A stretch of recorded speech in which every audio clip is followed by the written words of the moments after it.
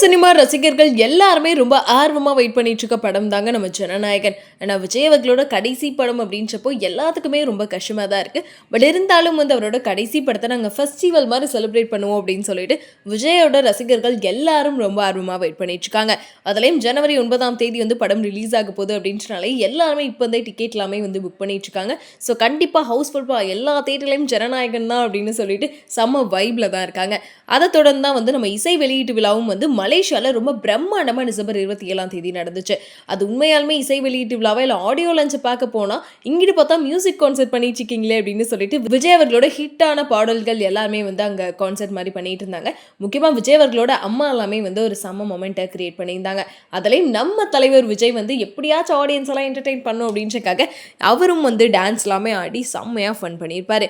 So எப்படிங்க இந்த வயசில் இவ்வளோ எனர்ஜி அப்படின்னு சொல்கிற அளவுக்கு பார்த்தீங்கன்னா நம்ம படத்தில் பார்த்துருப்போம். பட் ரியலாக அங்கே உட்காந்து பார்த்துருக்கவங்களுக்கு எந்த அளவுக்கு இருந்திருக்குன்னு தெரில. பட் வீடியோவில் பார்க்குறப்பே என்னம்மா ஆடுறீங்க அப்படின்னு சொல்லிட்டு எல்லாருமே அந்த வீடியோவை ட்ரெண்ட் பண்ணிட்டு இருந்தாங்க. ஏன்னா விஜய் அவர்களை பற்றி கண்டிப்பாக எல்லாத்துக்கும் தெரிஞ்சிருக்கும். இப்போ அரசியலுக்கு வேற வரப்போறாரு அப்படின்றப்போ சினிமா விட்டு போறாரு அப்படின்னு சொல்லிட்டு அது ஒரு ஃபேர்வெல் பார்ட்டி மாதிரியே எல்லாரும் ஆர்கனைஸ் பண்ணியிருந்தாங்க. ஸோ அவருமே சில இடத்துல ரொம்ப எமோஷனலாக இருந்தார். பட் இருந்தாலும் ரசிகர்களை சந்தோஷப்படுத்தணும் அப்படின்றக்காக நிறைய விஷயங்கள் ஷேர் பண்ணியிருந்தாரு. ஸோ டான்ஸ்ல ஆடி என்டர்டெயின் பண்ணியிருந்தாரு. அதை தொடர்ந்து ஆடியோ லான்ச்சில் நடந்த அந்த வீடியோக்கள் தாங்க இப்போ சோஷியல் மீடியா ஃபுல்லாகவே ரூல் பண்ணிட்டு இருக்கு அப்படின்னு சொல்லலாம்.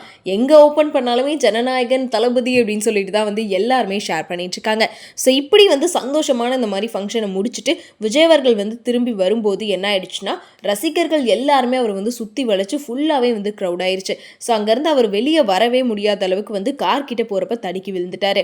அந்த வீடியோவும் சோஷியல் மீடியாவில் எல்லாருமே ஷேர் பண்ணி ரொம்ப வைரலாக மாற்றிட்டு இருந்தாங்க. ஏன்னா இந்த அளவுக்கு நல்லா ஃபங்க்ஷன்லாம் முடிச்சுட்டு வரும்போது இப்படியே அவரை போட்டு இது பண்ணுவீங்க அப்படின்னு சொல்லிட்டு நிறைய பேர் திட்டலாம் செஞ்சுட்டாங்க. ஏன்னா அவரால் அந்த இடத்துக்கு போய் காருக்குள்ளே ஏறவே முடியல. இதுக்கு முன்னாடியும் நிதி அகர்வால் அவங்களுக்கும் இந்த மாதிரி ஒரு சம்பவம் நடந்துச்சு. விஜய் அவர்களும் எவ்வளோ ட்ரை பண்ணி காருக்குள்ளே போகலாம் அப்படின்னு முயற்சி செய்யும்போது ரசிகர்கள் எல்லாரும் சுற்றி தள்ளினதில் அவர் கீழே விழுந்துட்டாரு. அதுக்கப்புறம் பவுன்சர்ஸ்லாம் சேர்ந்து அவரை காரில் உட்கார வச்சு அனுப்பி விட்டுருந்தாங்க. பட் காரும் போகிற வழியில் ஒரு சின்ன ஆக்சிடென்ட்டில் சிக்கியிருக்கான். பட் இருந்தாலும் யாருக்கும் எதுவும் ஆகலை அப்படின்ற மாதிரி சொல்லியிருந்தாங்க. ஏன்னப்பா அது இப்படி திருஷ்டிப்பட்ட மாதிரி இப்போ தான் ஒரு செம்ம ஃபங்க்ஷனை பிரம்மாண்டமாக முடிச்சிருக்காங்க. ஸோ அதுக்குள்ளே யார் கண்டுபட்டுச்சோ அப்படின்னு சொல்லிட்டுலாம் நிறைய பேர் விஜய் அவர்களுக்காக ஃபீல் பண்ணிட்டு இருந்தாங்க. இதை தொடர்ந்து ஜனவரி 9 வரப்போகுது. ஸோ எப்போ ஜனநாயகன் படத்தை தேட்டரில் பார்க்க போகிறோம். முக்கியமாக நாங்கள் பார்த்தா ஃபர்ஸ்ட் டே ஃபர்ஸ்ட் ஷோ தான் பார்ப்போம் அப்படின்னு சொல்லிட்டு நிறைய பேர் வெயிட் பண்ணிட்டு இருக்காங்க. தமிழ்நாடு ஃபுல்லாகவே நிறைய தேட்டர்ஸ் இப்போ ஜனநாயகன் படத்துக்காக ஒதுக்கியிருக்காங்க. ஸோ அதே மாதிரி கேரளாவில் காலைல 4 மணிக்கு ஃபர்ஸ்ட் டே ஃபர்ஸ்ட் ஷோ போடலாம் அப்படின்னு பிளான் பண்ணியிருக்காங்க. பட் ஆனால் அங்கே 4 மணிக்கு ஸ்க்ரீன் பண்ணுறதுக்கு கேரளாவில் அனுமதி கிடையாதான். அதனால 6 மணிக்கு ஃபர்ஸ்ட் ஷோ போடலாம் அப்படின்னு சொல்லிட்டு சொல்லியிருக்காங்க. ஸோ இந்த விஷயம் கண்டிப்பாக கேரளாவில் இருக்கக்கூடிய விஜய் ரசிகர்களுக்கு கொஞ்சம் வருத்தமான செய்தியாக தான் இருக்கும். ஏன்னா ஜனவரி 9 அப்படின்றப்போ 4 மணி ஷோனா நாங்களாம் 4 மணிக்கே போய் பார்த்துருவோம், ரிவ்யூ சொல்லிடுவோம், செம்மையாக செலிப்ரேட் பண்ணுவோம் அப்படின்னு எல்லாரும் யோசிச்சுட்டு இருந்த நேரத்தில் இப்போ டைமிங் மாற்றிருக்காங்க. ஸோ இந்த விஷயத்தை பற்றி நீங்கள் என்ன நினைக்கிறீங்க? முக்கியமாக நீங்கள் யாரெல்லாம் நம்ம ஜனநாயகன் படத்தை ஃபர்ஸ்ட் டே ஃபர்ஸ்ட் ஷோ பார்க்குறதுக்கு செம்ம ஆர்வமாக வெயிட் பண்ணிட்டு இருக்கீங்க அப்படின்றத மறக்காம கமெண்ட்டில் சொல்லிடுங்க.